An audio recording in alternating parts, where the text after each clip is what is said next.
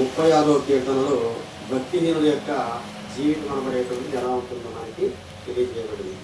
చదివిన భాగంలో కాకపోతే పోయిన వారంలో మనం ఏం నేర్చుకున్నామంటే అనుభూతి పేరు చెప్పండి.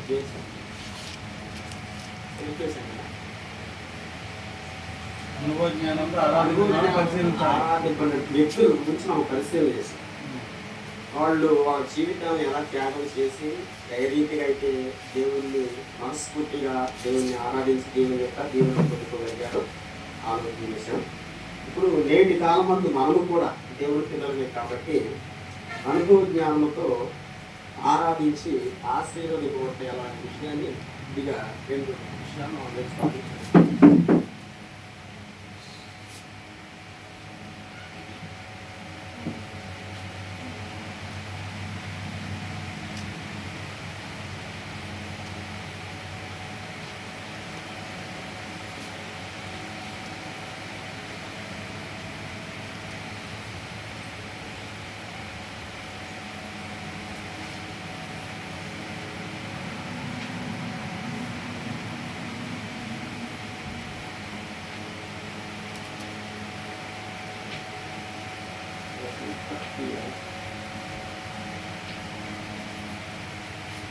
ప్రతి పనికి కూడా ఒక నమూనా అనేది ఉంటుంది, ఒక థియరీ అనేది ఎప్పుడు ఉంటుంది కదా. ఆ థియరీ ప్రకారంగా ఆ పని చేయగలిగితేనే సక్సెస్ అయ్యింది, లేకపోయినట్లయితే అది సక్సెస్ కాకోకుండా ఎప్పుడు ఉంటుంది, ఫెయిల్ అయిపోయే పరిస్థితులు ఉంటుంది. కనుక దేవుని పిల్లలుగా మనము కూడా దేవుని అనుభవ జ్ఞానంతో ఆరాధించి మనం ఎలా ఆశీర్వదింపబడాలి. ముందు మనకు అనుభవం ఉండాలి, అనుభవం ఉంటేనే కానీ ఆశీర్వదింపడానికి అవకాశం ఉంటుంది, అవును కదా. కాబట్టి ఆ అనుభవం లేకోకుండా ప్రాక్టీస్ లేకోకుండా మనం ఏమీ కూడా చేయలేము, ఆశీర్వాదాలు మనం పొందుకోలేము అన్నమాట.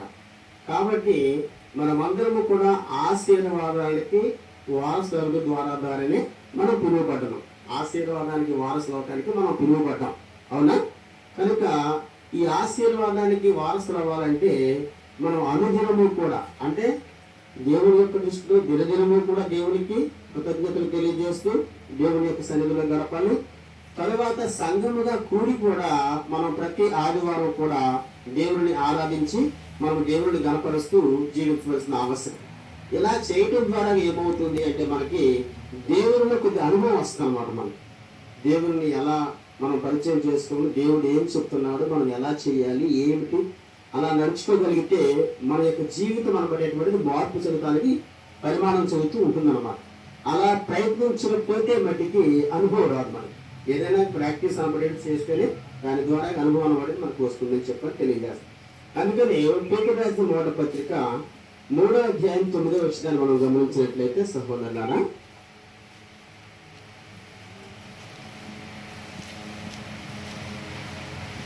చదవండి ఎవరన్నా ఒక వాక్య భాగాన్ని.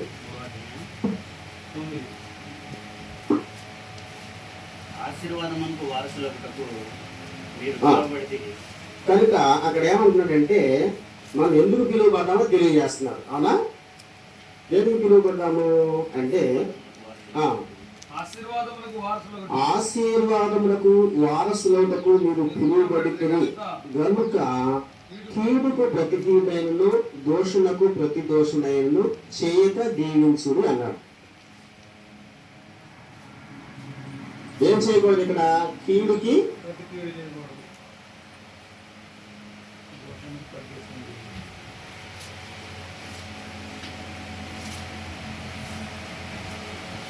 దోషణకు ప్రతి దోషణ, ఇలా కీడుకు ప్రతి కీడు చేయకోకుండా దూషించేటువంటి వారిని తిరిగి దూషించుకోకుండా ఉంటే ప్రాక్టీస్ దీన్ని నేర్చుకోగలిగితే మనం ఆశీర్వాదంకి పిలువబడేటువంటి వారిలో ఉండగలుగుతాం అన్నమాట. ఇది ప్రాక్టీస్ చేయాలి. ఎందుకు నిమిత్తమంటే సహజంగా ఇప్పటి వరకు కూడా మనము కీడుకు ప్రతి కీడు చేసేటువంటి ప్రయత్నాలు ఎక్కువ జరిగాయి మన జీవితంలో. కానీ ఇప్పుడు అలా కాదు, మనం ఆశీర్వాదానికి పిలువబడ్డాము కాబట్టి ఎవరిని కూడా దూషించకూడదు. ఒకవేళ ఎవరన్నా మనం దూషించినప్పటికీ కూడా మనం తిరిగి దూషించుకోకుండా ఉండేటట్టుగా ప్రాక్టీస్ చేయాలి. అంటే ఆ జీవితాన్ని మనము సాధన చేయాలన్నమాట. ఆ సాధన చేయగలిగినప్పుడే మనం ఆశీర్వాదానికి నిజముగా పిలువబడినటువంటి వ్యక్తులుగా రూపాంతరం పొందుతూ ఉంటాం అన్నమాట.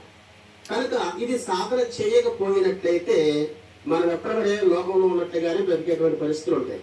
అందుకని ఇక్కడ ఏమంటే కీడుకి ఆశీర్వాదములకు వారసులవుటకు మీరు పిలువబడితే గనుక అన్నాడు. దేనికోసం అంటే మన ఏమేంటో తెలుసు, మన గురి ఏంటో తెలుసు, మనం ఈ లోకంలోకి యేసు ప్రభువుని ఎందుకు నమ్ముకున్నామో తెలుసు, ఎక్కడికి వెళదామని చెప్పిన వచ్చామో తెలుసు మనకి. కనుక ఆశీర్వదించబడినటువంటి వాళ్ళే పరలోక రాజ్యంలో ప్రవేశిస్తారు.